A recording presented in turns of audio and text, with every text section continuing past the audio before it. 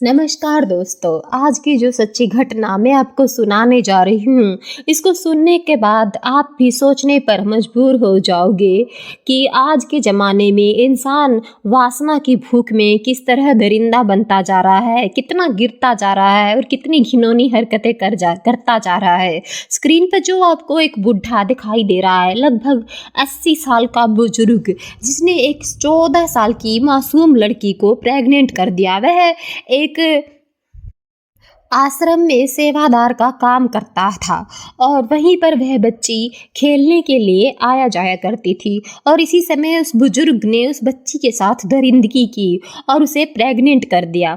नमस्कार दोस्तों, मैं आरती शर्मा क्राइम स्टोरी चैनल पर आप सभी का स्वागत करती हूँ। आशा करती हूँ आप सब बहुत अच्छे होंगे।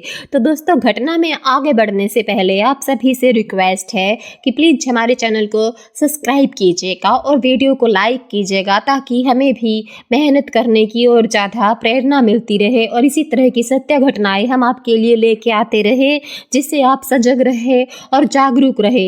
लगभग 80 साल की उम्र पूरी कर चुका यह बुजुर्ग आश्रम में सेवादार का काम करता था। लगभग घटना से 2 साल पहले यह इस आश्रम में साफ सफाई का काम करता था और धीरे धीरे इसने आश्रम के लोगों का विश्वास इतना जीत लिया कि इसे सफाई कर्मी से सेवादार का दर्जा दे दिया गया।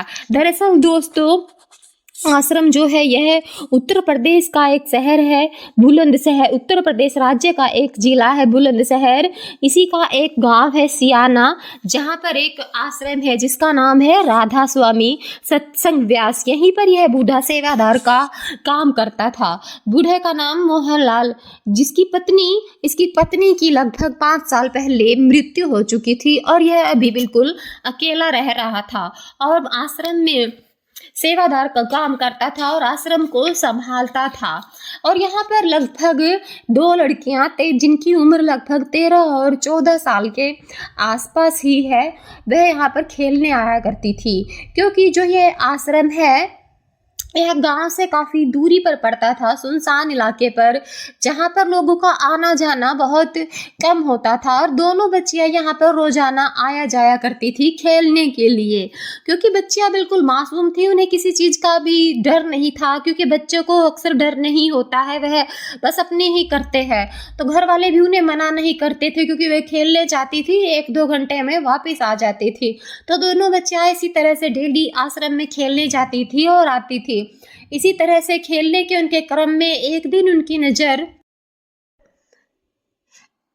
उन बच्चियों की नज़र आश्रम में खड़ी एक साइकिल पर पड़ती है और वह उस साइकिल को चलाना चाहती है। दरअसल वह साइकिल उसी बुजुर्ग की थी जिसके जिक्र हमने शुरू में किया था, मोहनलाल, उसी की साइकिल थी। वह उस बुजुर्ग के पास जाती है और कहती है, दादाजी क्या हम आपकी साइकिल को थोड़ी देर के लिए चला सकते हैं? और बुजुर्ग भी हाँ भर देता है कि कोई बात नहीं, यहीं पे तो खेल रही है।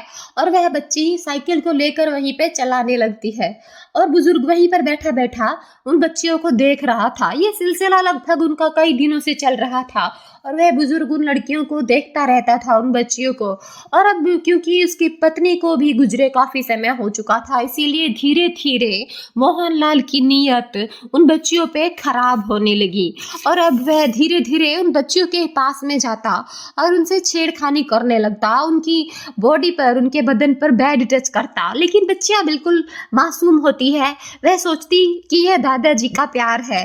वह जो उनके साथ गलत हरकत कर रहा था वह उसे दादाजी का लाड़ प्यार समझ रही थी, जबकि वह शैतान बन चुका था। वासना का शैतान उसके अंदर जागृत हो चुका था और अब वह उन लड़कियों के साथ गंदा काम करना चाहता था और अब इसीलिए धीरे धीरे वह उन लड़कियों के और नज़दीक होता चला जाता है। और जब वह वहाँ पर खेलने आती है तो कभी उन्हें टॉफ़ी दे देता है खाने के लिए, कभी चॉकलेट दे देता है, कभी मिठाई देता है और ऐसे धीरे धीरे वह उनको खाने पीने की चीज़ों में नशे की दवाइयाँ भी मिला करके देने लग जाता है। और जब वह लड़कियाँ बेहोश हो जाती तब वह उन्हें उठा करके अपने जो वहाँ पर उसका कमरा था उसमें वहाँ उनको ले जाता है और बारी बारी से दोनों बच्चियों के साथ में संबंध बनाता है, दुष्कर्म करता है। और जब उन बच्चियों को होश आता है तो वे बच्चियाँ अपने घर चली जाती है, बहुत गुमसुम रहती है, लेकिन किसी से कुछ कहती नहीं। उनको कुछ भी समझ में नहीं आ रहा था कि आखिर उनके साथ हुआ है तो क्या हुआ है। लेकिन इसी तरह समय गुजर रहा था और वह लड़कियाँ कभी-कभी आश्रम में चली जाती थी और जब भी वह जाती थी तो वह उनके साथ ऐसा ही करता था। और एक दिन अचानक जब एक लड़की उनमें से होश में आ जाती है, जब मोहनलाल उनके साथ दुष्कर्म कर रहा था, तब वह उन बच्चियों को डराता है, धमकाता है और बोलता है कि अगर तुमने यह बात किसी को बताई तो वह उन्हें जान से मार देगा। क्योंकि लड़की अभी छोटी थी बच्ची, इसीलिए वह डर जाती है और घर पे किसी को यह बात नहीं बताती। और अब मोहनलाल से भी वह नहीं मिलती क्योंकि उन्होंने आश्रम में जाना छोड़ दिया था। वह बहुत गुमसुम रहने लगी थी। लेकिन इसी बीच 3-4 बार उनके साथ दुष्कर्म हो चुका था और अब यह बात वह घर वालों को भी नहीं बता रही थी क्योंकि उनके मन में डर बैठ गया था कि अगर उन्होंने किसी से कुछ कहा तो वह उन्हें मार देगा, जान से मार देगा या फिर कुछ भी हो सकता है गलत। लेकिन जैसे जैसे समय गुजर रहा था, अचानक से उनमें से जो एक बच्ची थी जिसकी उम्र लगभग 14 साल के आसपास थी, उसके पेट में तीव्र दर्द उठता है। और जब घर वाले उसको देखते हैं तो वह घर में जो पेन किलर होती है पेट दर्द की वह उसे देते हैं, लेकिन जब उससे आराम नहीं होता तो बच्ची के माता पिता उसको स्थानीय अस्पताल में लेके जाते हैं। और जब स्थानीय अस्पताल में लेके जाते हैं तब वहाँ भी उसका फर्स्ट एड ट्रीटमेंट किया जाता है, लेकिन बच्ची का जो दर्द था वो कम नहीं हो रहा था। उसके बाद डॉक्टर उसके माता पिता को अल्ट्रासाउंड की सलाह देते हैं। और जब बच्ची का अल्ट्रासाउंड करवाया जाता है तो डॉक्टर के साथ साथ माता पिता के पैरों के नीचे भी जमीन खिसक जाती है, क्योंकि जो वो बच्ची होती है दोस्तों, वो लगभग 4 महीने की गर्भवती है। और गर्भवती होती है तो ये बात जब उसके माता पिता को चलती है तो वो भी बहुत शॉक्ड रह जाते हैं, बहुत हैरान रह जाते हैं कि आखिर ये हुआ तो हुआ कैसे। जब वह बच्ची से बहुत ज़्यादा लाड़ प्यार से पूछते हैं, उसे समझाते हैं, बुझाते हैं, तब बच्ची पूरी जो कहानी अपने माता पिता को बताती है।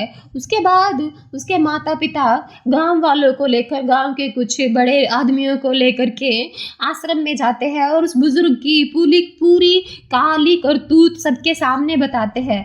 आश्रम वाले उस बात को वहीं पर दबाने की कोशिश करते हैं ताकि आश्रम की बदनामी ना हो, लेकिन जो बच्चियों के माता पिता होते हैं वह कहते हैं कि किसी भी कीमत पर हम इस बात को दबाएंगे नहीं और हमें अपनी बेटी के लिए, अपनी बच्चियों के लिए न्याय चाहिए। और वे सीधे पुलिस स्टेशन पहुंचते हैं और पुलिस स्टेशन में जा करके उस बुजुर्ग के खिलाफ एफआईआर दर्ज होती है और फिर पुलिस उसको अरेस्ट कर लेती है। हालांकि पुलिस ने उसको अरेस्ट कर लिया था और अभी भी इस केस में पूरी सुनवाई नहीं हुई है। लेकिन दोस्तों, ऐसा ही उस गांव में पहले भी हुआ था जब उस आश्रम में एक सेवादार एक कुत्ते के साथ संबंध बना रहा था और गांव वालों ने उसे पकड़ लिया था। तब उन्होंने उसे पुलिस के हवाले नहीं किया, बल्कि उस सेवादार को गांव ही छोड़कर चला गया था वो, क्योंकि पुलिस में यह बात पहुंची ही नहीं थी। अब इस मामले को भी जो आश्रम के लोग थे वो दबाना चाहते थे, लेकिन जो बच्ची के माता पिता की सजगता से और उन्होंने ये मैटर पुलिस तक पहुंचाया और उस आश्रम की इस काली करतूत को सबके सामने उजागर किया। धीरे धीरे यह बात मीडिया में भी फैल गई। हालांकि दोस्तों, यह बात तो मीडिया में आ गई, लेकिन क्या कभी आपने सोचा है कि हमारे भारत में बहुत ज़्यादा आश्रम बने हुए हैं और ज़्यादातर आश्रमों में ऐसा ही होता है, जहाँ तक मुझे पता है, क्योंकि मैंने ऐसी बहुत सी घटनाएं देखी है और सुनी है और आपने भी सुनी होगी। तो दोस्तों, आप इस घटना के बारे में क्या कहोगे? आपकी क्या राय है? हमें कमेंट बॉक्स में बताइएगा और कहां से आप हमारी ये वीडियो देख रहे हो ये भी हमें बताइएगा। और अगर आपको हमारी मेहनत पसंद आई हो तो प्लीज़ वीडियो को लाइक करके अपने दोस्तों के साथ शेयर भी कीजिएगा, ताकि वो भी समाज में हो रही इस तरह की घटनाओं को जाने, समझे और जागरूक रहे। जय हिंद, जय भारत।